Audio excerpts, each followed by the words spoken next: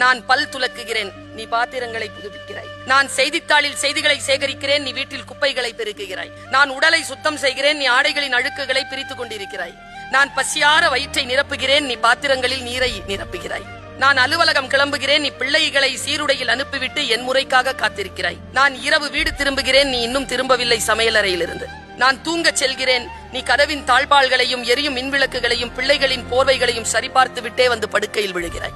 ஒவ்வொரு ஞாயிற்றுக்கிழமையும் ஒவ்வொரு பண்டிகையும் எங்களுக்கு ஓய்வு நாட்கள், உனக்கு உறவு வீட்டு விழாக்களில் எங்களிடத்தில் நீ, கல்வி கூடங்களில் கேள்விகளுக்கான பதிலாய் நீ, சோக நிகழ்வுகளிலும் கண்ணீர் சிந்தியபடி நீ, எங்களின் பிரதிநிதியாக கோவில்களிலும் நீ. என் வாழ்க்கை தோழியே, இப்போதெல்லாம் நான் வேலை செய்கிறேன் என்று சொல்லவே கூச்சமாக இருக்கிறது. கடந்த பொழுதில் உன் ஒற்றை பதிலால் புள்ளி விவரம் சேகரிக்க வந்த அரசு ஊழியர் உன்னிடம் கேட்டார், வேலை பாக்குறீங்களாமா?